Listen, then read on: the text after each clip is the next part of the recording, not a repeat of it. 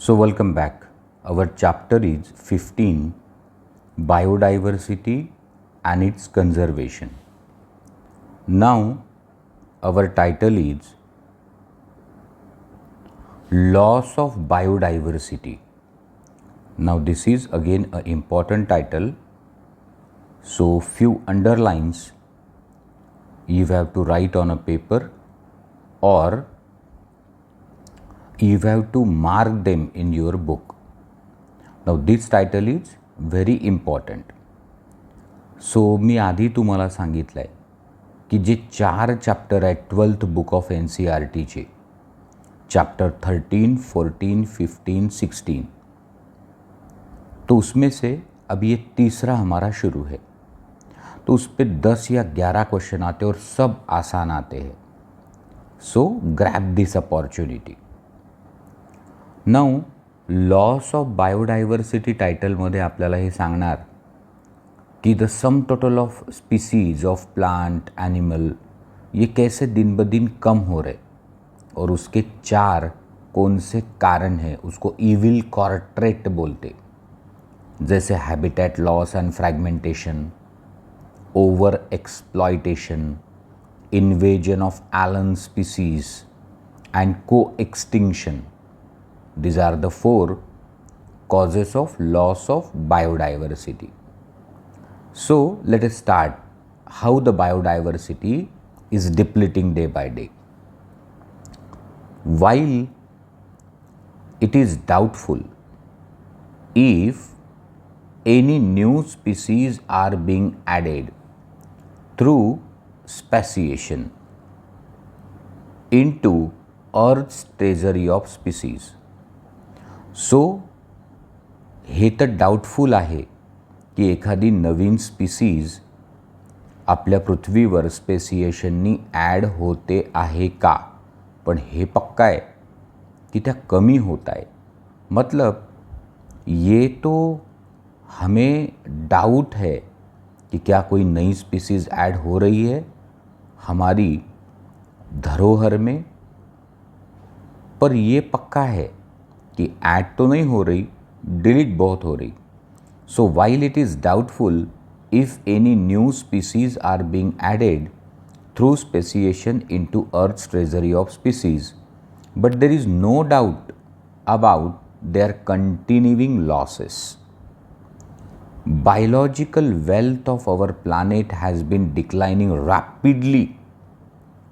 So हमारे planet के ऊपर जो बायोलॉजिकल वेल्थ है वो तेज़ गति से कम हो रही है. And the accusing finger is clearly pointing to human activity. तो आपल्या पृथ्वीवरती स्पीसीज झपाट्याने कमी होत आहे आणि त्याचा आरोप ह्या ह्यूमन ॲक्टिव्हिटीजवर आहे, माने इंसान जिम्मेदार है उसके लिए. The colonization of tropical specific island by human is said to have lead to extinction of more than 2000 species of native birds.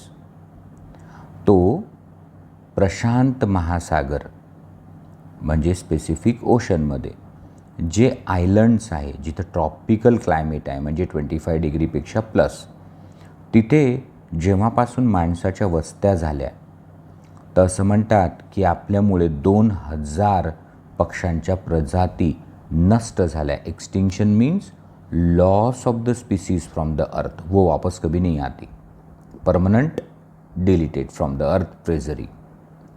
तो इंसान ने जब स्पेसिफिक आइलैंड पे कोलोनाइजेशन किया जहाँ ट्रॉपिकल क्लाइमेट है, उसकी वजह से करीब करीब 2000 स्पीसीज ऑफ नेटिव बर्ड नष्ट हो गई.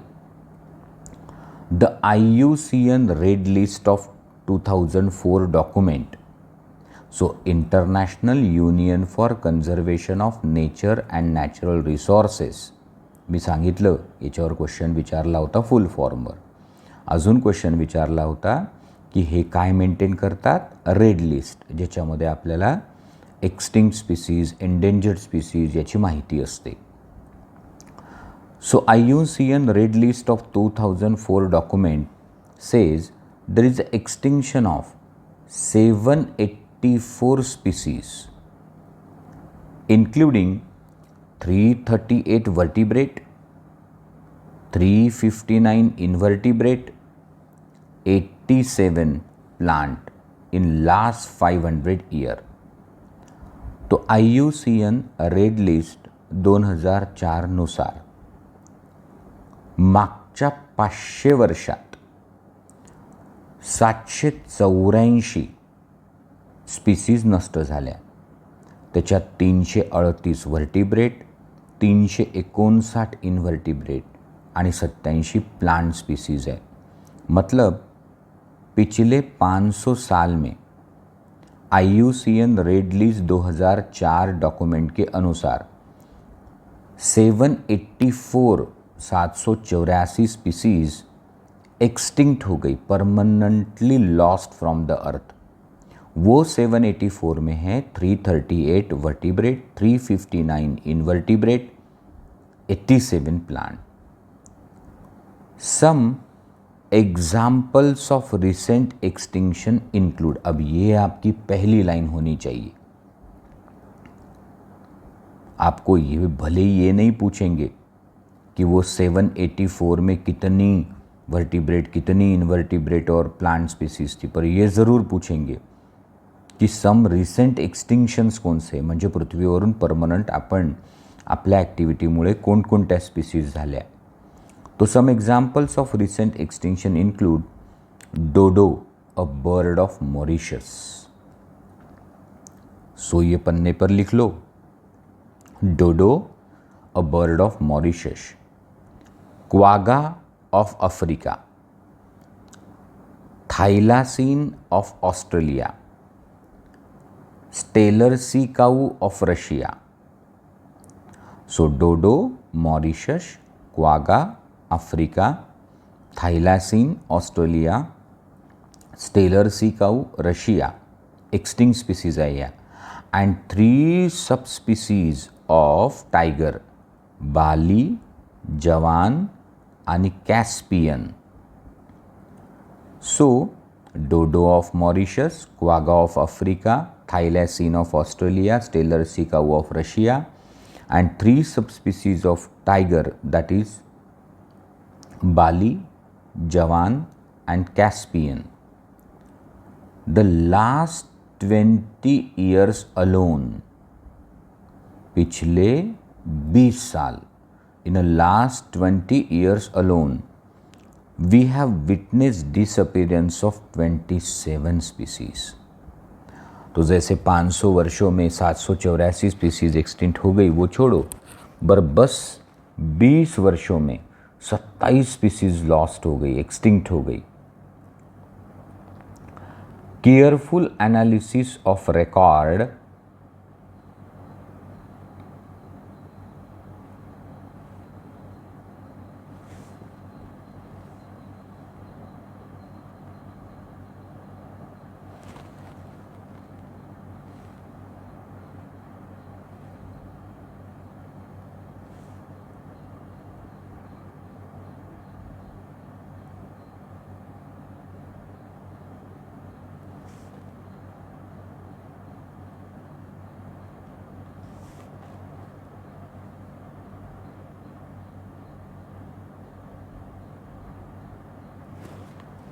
Careful analysis of record shows that extinction across taxa are not random. So record असं सांगतात की ह्या ज्या स्पीसीज पृथ्वीवरून एक्सटिंक्ट झाल्या त्या सगळ्या ग्रुपच्या अशा रँडमली नहीं झाल्या, टारगेटेड झाल्या, पर्टिकुलर झाल्या. मतलब कि जो एक्सटिंक्शन हुआ है वो रैंडम नहीं है, वो टारगेटेड हुआ है. Some group like amphibian appear to be more vulnerable to extinction. ये लिख लो. तो सगळ्यात एक्सटिंक्शनसाठी ससेप्टिबल कोण आहे? एम्फीबियन्स. Adding to a grim scenario of extinction is the fact that more than 15,500 species worldwide are facing the threat of extinction. तो दुनिया में 15,500 species है जो एक्सटिंक्शन के कतार पे खडी है. म्हणजे 15,500 स्पीसीजकडे लक्ष नाही दिलं तर त्या नष्ट होऊ शकतात. तो सर जो कतार पे खड़ी है on the way of extinction है, they are called endangered species. So definition of endangered species is the species which are on the verge of extinction if utmost protection is not given. Presently 12% of bird, 23% of mammal, 32% of amphibian and 31% of gymnosperm species in the world face the threat of extinction. तो आत्ता लक्षात ठेवायचं आहे, सगळ्यात जास्त endangered कोणाच्या species आहे? Amphibian 32%. 2 number पे gymnosperm 31%. Then mammal 23% and 12% of the bird. So birds क्यों कम? वो उड़ सकते हैं. तो from a study of history of life on earth through fossil record we learn that large scale extinction loss of species like the one we are currently witnessing have also happened earlier. So धरती का अगर हम इतिहास देखें, so history of life on earth by studying fossil record, तो हमने ये इसके पहले भी देखा है कि there was a large scale loss of species which is currently happening, earlier also happened.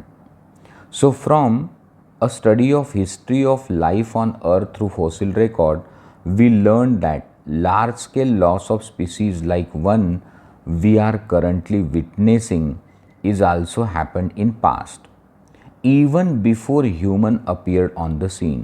मतलब धरती पे इंसान आने के पूर्व भी large scale extinction of the species हुआ है. ये हमें पता चला है जब हमने धरती के ऊपर लाइफ की हिस्ट्री देखी थी थ्रू फॉसिल रेकॉर्ड. तब म्हणजे पृथ्वीवर माणूस येण्याच्या पूर्वीसुद्धा लार्ज स्केल एक्सटिंक्शन झालेले आहे.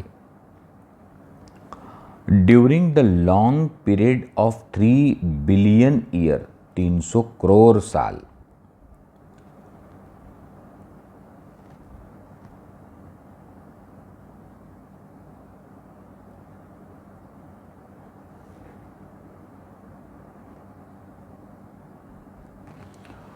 So during the long period of 3 billion years since origin and diversification of life on earth, there were 5 episodes of mass extinction. लिख लो.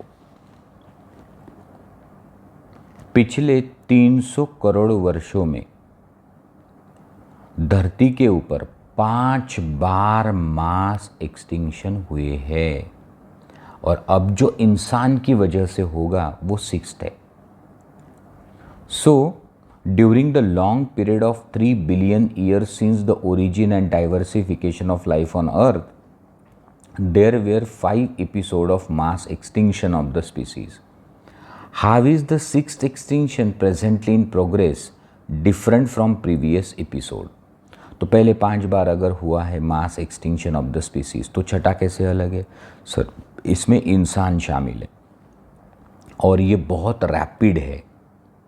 म्हणजे 6वं एक्सटिंक्शनमध्ये माणूस जबाबदार आहे आणि हे त्या पहिल्यापेक्षा फास्ट होणार आहे. The difference is in rate. The current species extinction rate are estimated to be 100 to 1000 times faster than pre-human times, and our activities are responsible for the faster rate. तो आत्ता जे होणार आहे 6वं एक्सटिंक्शन, 6वा एपिसोड, त्यात तो 100 ते 1000 पट fast असेल आपल्या आधीपेक्षा आणि त्याला जबाबदार आहे human activity. Ecologists warn that if present trend continue, nearly half of the species of earth might be wiped down in next 100 year. लिख लो, ये इम्पॉर्टंट लाईन आहे की इकॉलॉजिस्टनी वॉर्न केलेलं आहे, चेतावणी दिली आहे की प्रेझेंट रेट जर कंटिन्यू राहिला तर पृथ्वीवरच्या हाफ ऑफ ऑल स्पीसीज म्हणजे 7 मिलियन इस्टिमेटेड आहे, त्यातल्या अर्ध्या नष्ट होतील फक्त 100च वर्षात. Very danger.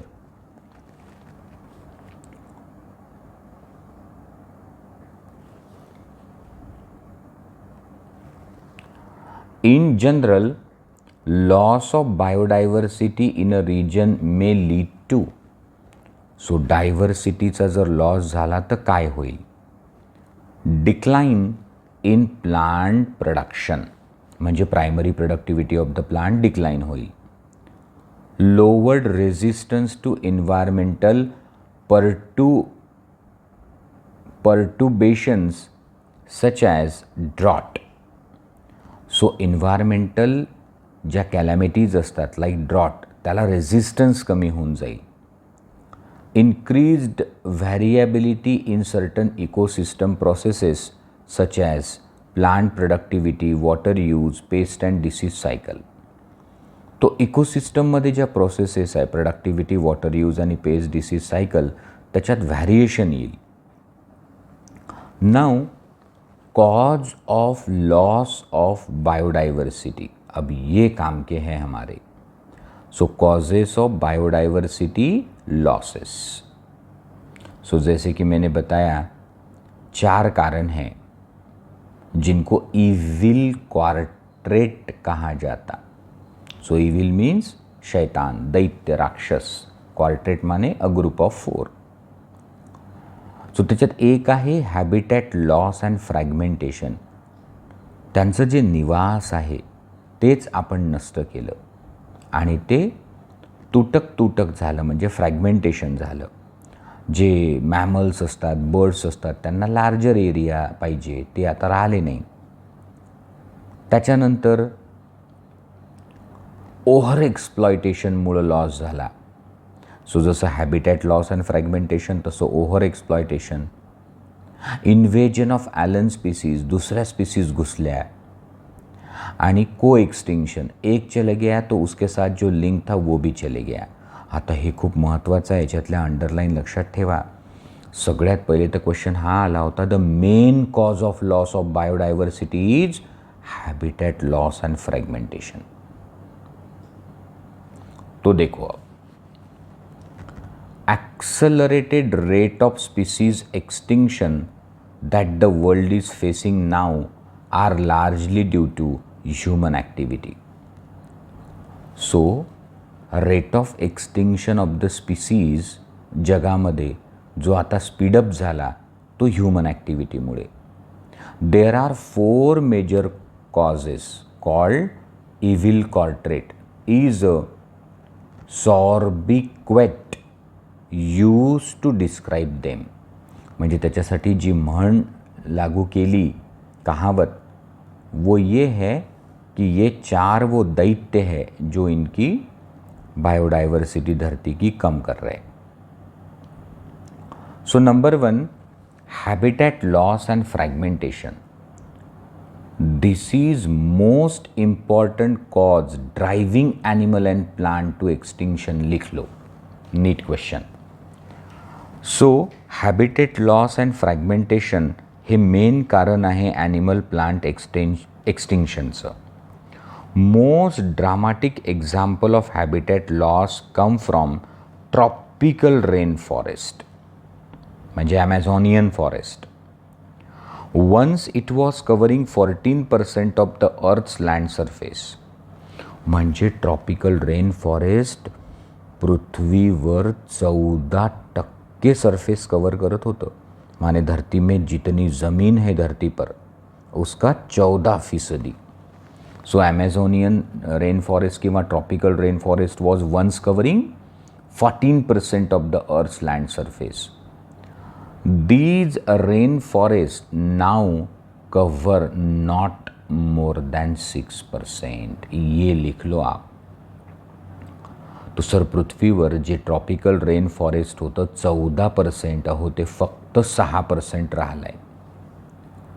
They are being destroyed fast. Sir पर इसको क्यों काट रहे? या तो सोयाबीन वाली फसल लगाने के लिए, खेती करने के लिए, या फिर जंगल काट कर वहाँ घास उगाएंगे और बीफ कैटल को रेयर करेंगे उसके लिए. So they are being destroyed fast. By the time you finish reading this chapter, my God, मतलब जब तक आप ये चैप्टर को पढ़ोगे, किताब नहीं सिर्फ chapter, 1000 more hectare of rain forest would have been lost.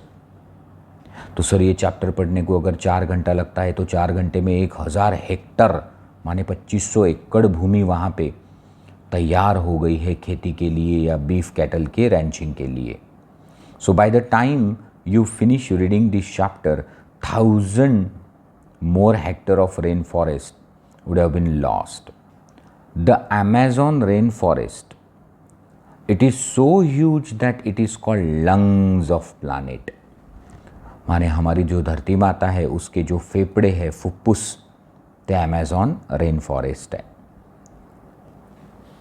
So the Amazon rain forest it is called the lungs of planet, क्योंकि वो इतना बड़ा है, is harboring probably millions of species, is being cut and cleared for cultivation of soybean or for conversion of grassland for raising the beef cattle. मग sir जे Amazon forest आहे जे इतकं मोठं आहे की त्याला पृथ्वीचे लंग्स म्हणतात, तर त्याला कापलं जात आहे कशासाठी? सोयाबीनसाठी किंवा म्हणजे कॅटल्स वागवायचे आहे तर त्यांच्या ग्रासलँडसाठी. Besides total loss, degradation of many habitat due to pollution also threatened survival of many species. मतलब ये तो छोड़ो कि लॉस हुआ है, पर कुछ जगह लॉस नहीं हुआ पर उसकी क्वालिटी डिटैरियोरेट हुई है, डिग्रेड हुई है ड्यू टू पोल्यूशन, और त्याच्यामुळं थ्रेटनिंग ऑफ द स्पीसीज झालं आहे. When large habitat are broken up in small fragment due to various human activity. So rail, road, mining activity, factories, dam, याच्यामुळं मोठे जे जंगलं होते ते आता छोटे छोटे झाले. So when large habitats are broken up in small fragments due to various human activity, mammals and birds requiring large territory, so सस्तन प्राणी आणि पक्षी ज्यांना फिरायला जास्त लागते, ग्रेझिंग करायला म्हणा किंवा शिकार करायला, तो उन पे असर हुआ है.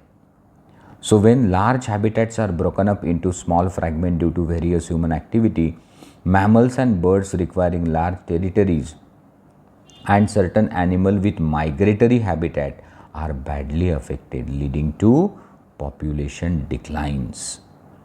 So हे झालं habitat loss and fragmentation. आता over exploitation, overuse. Human have always dependent on nature for food and shelter, no doubt. इंसान पहले से कुदरत पे निर्भर है अपने फूड और शेल्टर के लिए. But when the need turns to greed, जेव्हा गरज लालच बन जाती है, ज़रूरत लालच बन जाती है, it leads to over exploitation.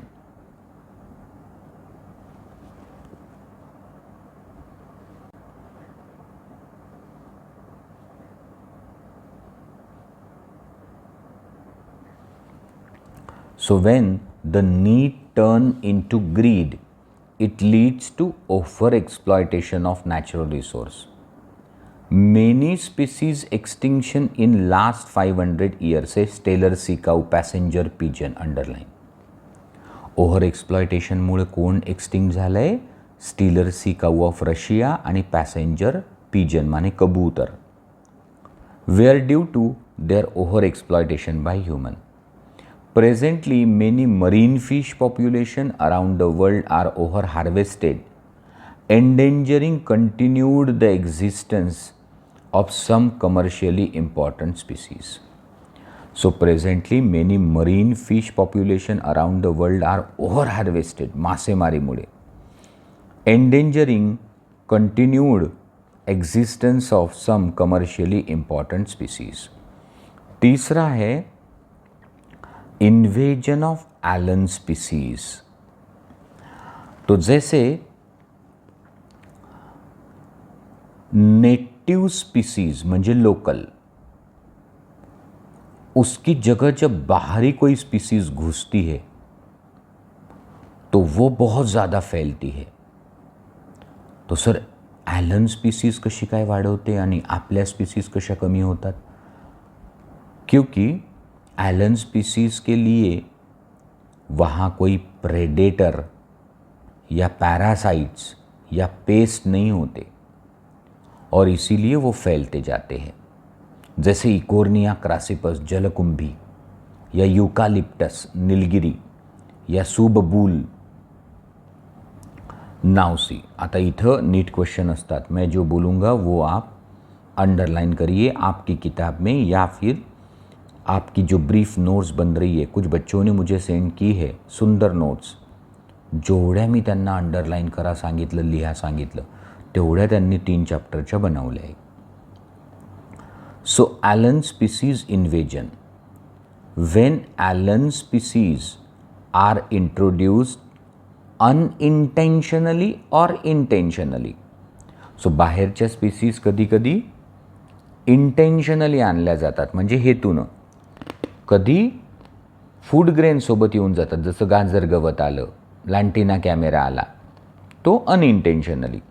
So when the alien species are introduced unintentionally और deliberately for whatever purpose, कशाहीसाठी, some of them turn invasive, वो फैलती है, कॉज डिक्लाइन और एक्सटिंक्शन ऑफ इंडिजिनस स्पीसीज आणि मग लोकल स्पीसीज कमी होतात. अब लिखो, the Nile perch introduced in Lake of Victoria in East Africa lead eventually to extinction of ecologically unique assemblage of more than 200 species of cichlid fish in the lake. तो पहा आता काय झालं, Nile perch हे fishes जेव्हा Lake Victoria of East आफ्रिकामध्ये आणले, introduce केले, त्याच्यामुळं तिकडचे 200 species of cichlid fish extinct झाले. सो आता लिहून घ्या की नाईल पर्च मुळे 200 species of cichlid fish from the Lake of Victoria of East Africa have got extinct. You must be familiar with the environmental damage caused by threat posed due to the native species by invasion of weed species. तुम्हाला माहीत असेल की बाहेरच्या species आल्यामुळे आपल्या native स्पीसीजचा कसा ऱ्हास झाला. उदाहरण पहा, carrot grass, NEET question. So invasive species, invasive weed कोणता आहे? कॅरट ग्रास, गाजर गवत म्हणजे पार्थिनम इंडिकम. लँटेना कॅमेरा, ज्याला पिवळे फुलं येतात, आणि वॉटर हायसिंथ इकोर्निया. अब इसको लिख लो, carrot grass, parthenium, lantana and water hyacinth म्हणजे इकोर्निया. सो हे झालं ॲलन स्पीसीज ऑफ द प्लांटचं एक्झाम्पल. जसं नाईल पर्क झालं फिशचं एक्झाम्पल, ॲनिमलचं. The recent illegal introduction of African catfish, recent illegal introduction of African catfish, Clarias gariepinus. आता हे लिहून घ्या की एक आफ्रिकन कॅटफिश आहे ज्याचं नाव आहे Clarias gariepinus. For aquaculture purpose posing the threat to indigenous catfishes in our river.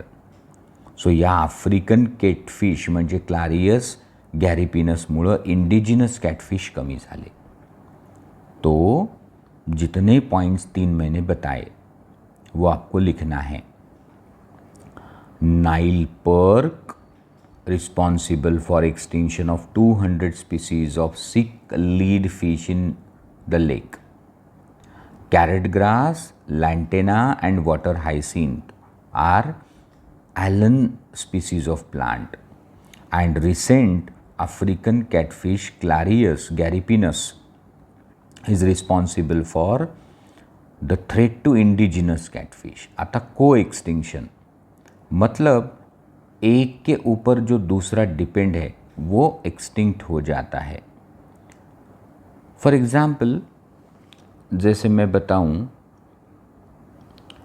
कि एक कोई ऑर्किड प्लांट है और उस ऑर्किड प्लांट के फ्लावर में एक पर्टिकुलर मॉथ अगर करता है पॉलिनेशन, तो सर तुम्ही म्हटलं की एखाद्या ऑर्किड प्लांटमध्ये एक मॉथ म्हणजे फकड़ी पॉलिनेशन करते.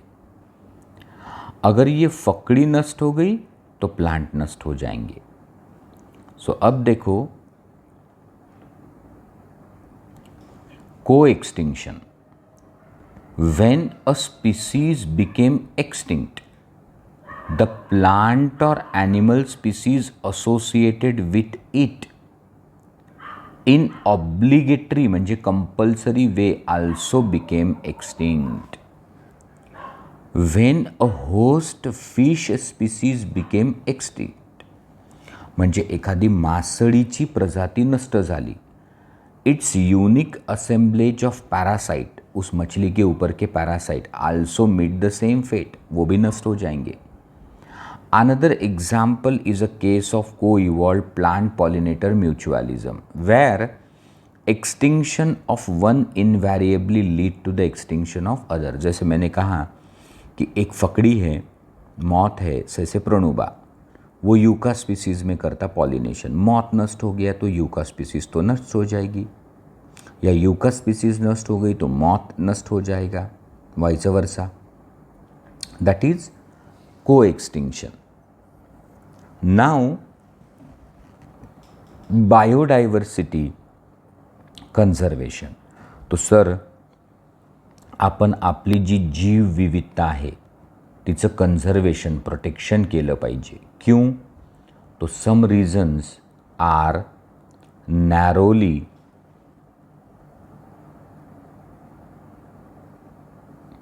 यूटिलिटैरियन, मतलब हमारे स्वार्थ के लिए कम से कम हमने उसको बचाना चाहिए. और कुछ है ब्रॉडली यूटिलिटैरियन, म्हणजे हमारा स्वार्थ छोड़ो पर बैलेंस रहना चाहिए. तो ऐसे अब उन्होंने कुछ दावे पेश किए हैं कि क्यों होना चाहिए बायोडाइवर्सिटी कंजर्वेशन. अब ध्यान दीजिए, ये थोड़ा लिटरेचर टाइप टाइटल है पर इजी है. Why should we conserve biodiversity, जीव विविधता हमने क्यों बचानी चाहिए. There are many reason, some are obvious and other are not so obvious. म्हणजे काही जे डायरेक्ट ह्युमनवर अफेक्ट करू शकतात म्हणून, आणि काही आपल्याला वाटत नाही की बा कशाला उगाच कंजर्व करायचं पण त्याच्याने ह्युमनवर इफेक्ट पडेल, ते काही सध्या ऑब्वियस नाही. So there are many reason, some obvious, some are not obvious, but all equally important. They can be grouped in 3 category: narrowly utilitarian, broadly utilitarian आणि इथिकल. तो सर नॅरोली यूटिलिटॅरियन म्हणजे आपल्या स्वार्थासाठी, हमें चीज़ें मिलती है फिर. ब्रॉडली माने नेचर के रेगुलेशन के लिए, और इथिकल माने कम से कम कुदरत ने, ईश्वर ने यहाँ पे जो अलग अलग variety of plant animal species बनाई, क्यों हम तबाह करें उसे? सिर्फ हमारे स्वार्थ की रहने दे और बाकी को नष्ट कर दे, वो इथिक्स है। तो first is narrowly utilitarian argument. So the narrowly utilitarian argument for conservation of biodiversity are obvious reason. जैसे human derive countless direct economic benefit from the nature like food, cereal, pulses, fruit. म्हणजे मानवाचा जो फायदा आहे, कारण आपण त्याच्यावर depend आहे फूडसाठी, नेचरवर. जसं सिरल्स माने व्हीट, राईस, जवार, बाजरा, मेज. pulses, तुअर, मूग, उड़द, fruits. Second is firewood. Third is fiber. Fourth is construction material. Fifth is industrial product like tannin, lubricant, dye, resin, perfume. Next is product of medicinal importance. More than 25% of the drugs currently is sold in a market worldwide are derived from plant. 25,000 species of plant contribute to traditional medicine used by native people around the world. मतलब हम लोग जो औषधियाँ बेचते हैं या खरीदते हैं market में से 25% वो प्लांट से प्राप्त होती है। 25,000 प्लांट स्पीसीज है जो मेडिसिनल प्लांट्स है, जो ट्रेडिशनल मेडिसिन जैसे आयुर्वेदा में यूज़ होते हैं। Nobody knows how many more medicinally useful plant are there in tropical rain forest waiting to be explored. मतलब हमें नहीं पता है कि अभी भी ट्रॉपिकल रेन फॉरेस्ट में कितनी प्रकार के मेडिसिनल प्लांट्स होंगे जो हमें पता भी नहीं। With increasing resource put into bio prospecting, exploring molecular genetics and species level diversity of product of economic importance, nation endowed with rich biodiversity can expect to reap the enormous benefit.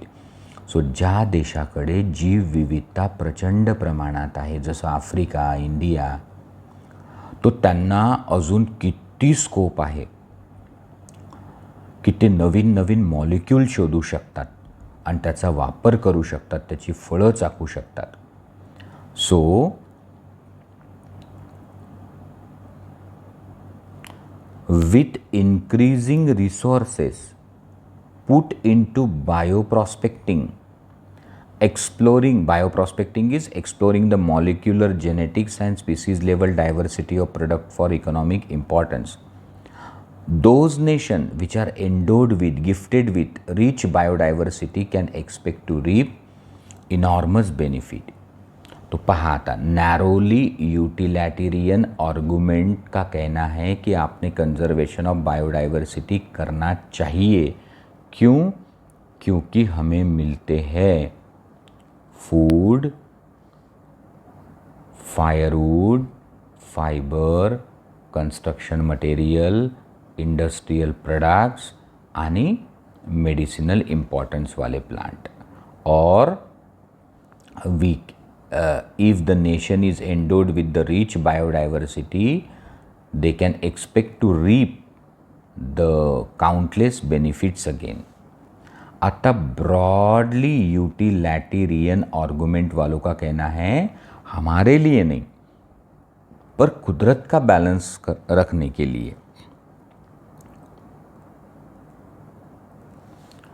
So the broadly utilitarian argument says that biodiversity play major role in many ecosystem services that the nature provide.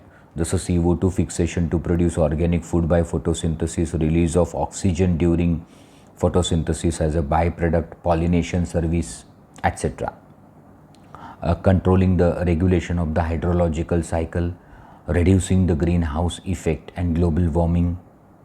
So broadly utilitarian argument says that biodiversity play a major role in many ecosystem services that the nature provide.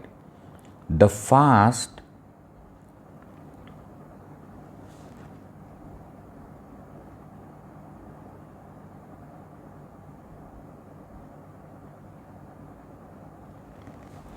The fast dwindling म्हणजे reducing Amazon forest is estimated to produce through photosynthesis 20% of total oxygen on earth atmosphere. पहा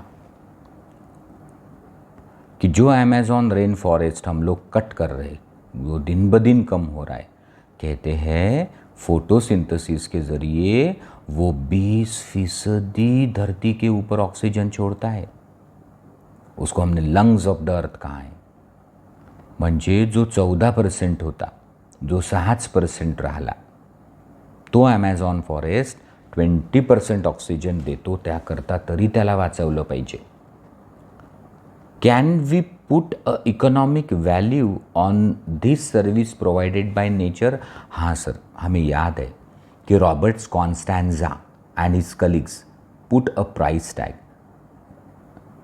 उन्होंने ऐसा पहली बार कहा था कि वो हमें 33 ट्रिलियन की सर्विस एनुअली देते हैं, जो ग्रॉस नेशनल प्रोडक्ट के दुगना है. So can we put a economic value on this service by nature? पहा, आपल्याला ऑक्सिजन फुकटात भेटतो, आपल्याला त्याची किंमत नाही. पण आता बघा, एका पेशंटला एका दिवशी 60 सिलेंडर लागतात ऑक्सिजनचे कोरोनावाल्यांना. एक सिलेंडर केवढ्याचं आहे? 700 रुपयाचं. पहा, आपल्याला फुकटात भेटतो ऑक्सिजन, तर आपल्याला त्याची किंमत नाही. So you can get some idea by finding how much your neighbourhood hospital spend on cylinder of oxygen. तो sir, government medical college Akola यांनी आत्तापर्यंत मागच्या 4 महिन्यात 12 कोटी रुपयाचा ऑक्सिजन विकत घेतला आहे. 600 रुपयाचं, 700 रुपयाचं एक सिलेंडर. अकोल्याला पर डे 700 सिलेंडर लागतात. Pollination. So without which plant cannot give us fruit and seeds is another service by ecosystem provided through the pollinators. तो जसं ऑक्सिजन आपल्याला प्लांट्स देतात, तशी दुसरी सर्विस आहे पॉलिनेशन करवा के देते हैं. द पॉलिनेटर लाइक बीज, बम्बल बीज, birds end bat. What will be the cost of accomplishing pollination without help of natural pollinator? तो सर, पहले तो इनको छोड़ के हम लोग खुद पॉलिनेशन कर ही नहीं सकते, और किया तो it's very costly. There are other intangible benefit that we derive from the nature. Aesthetic pleasure of walking through the thick wood. जंगलातून चालण्याचा आनंद. Watching spring flower in full bloom. म्हणजे आत्ता स्प्रिंग सीझनमध्ये जे फ्लावरिंग होते आहे त्याला आपण पाहतो तेव्हा जो आनंद मिळतो. waking up with the bulbul song in the morning. Can we put price tag on such thing? Sir, वो तो अनमोल है. So now ethical argument.